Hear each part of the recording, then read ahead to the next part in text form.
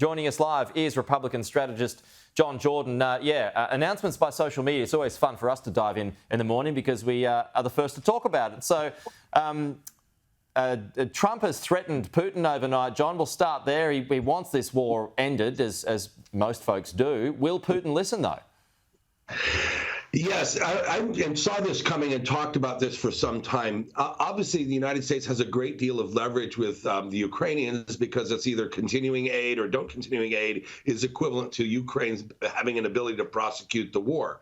So that leverage is there to force the Ukrainians to the table. What was lacking was leverage with the Russians. The Russians are winning on the ground, gaining ground pretty much every week. And I don't know if you know this, but I speak Russian and I monitor Russian media and Russian politics. And the Russians have stuck by their maximalist demands, not showing an inch of compromise with regard to any sort of settlement. So Trump needed some leverage with Moscow.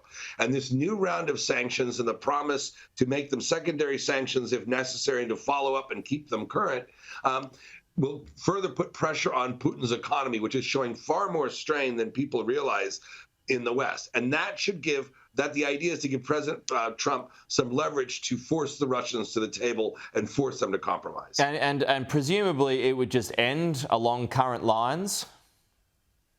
It's unknown, right? So it would, it may be a sort of a frozen conflict like what we have in Korea along the 38th parallel, where it is an armistice or a truce, but not a technical cessation of the conflict. That may be what both sides have to agree to, as long as perhaps there's also demilitarized zones from those borders and other steps necessary to give the Ukrainians some sense of safety. Okay, some way to go there. The other story today, and it's gaining more steam. Elon Musk has criticised Donald Trump's decision to announce a multi-billion-dollar AI company.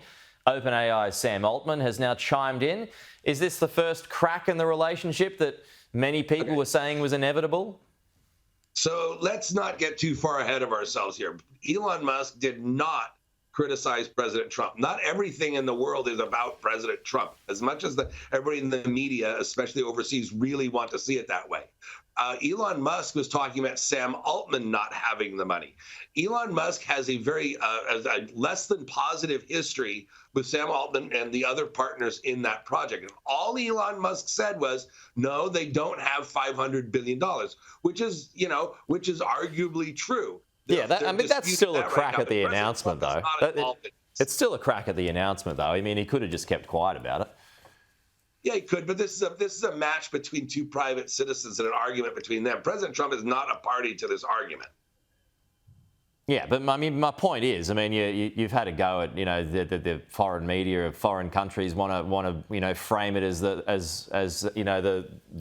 fraying of the relationship. But if he's been somewhat critical, then maybe it is the first crack. That's just how it seems from here. There's nothing in there that is saying that he's critical about President Trump. He doesn't even mention President Trump. I just want to make sure we're talking about this very precisely. He is just saying that SoftBank and Sam Altman do not have $500 billion. That's all he said in that tweet.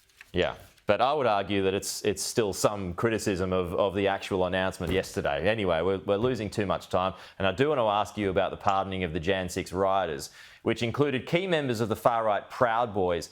Now, as a Republican, how do you feel about that?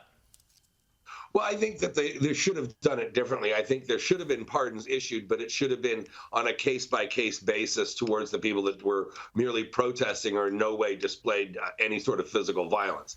I get why the pardons happened, because the federal government devoted so many resources towards these people and neglected law enforcement at the expense of pursuing this, when only one person was killed, and that person was killed by a law enforcement gun.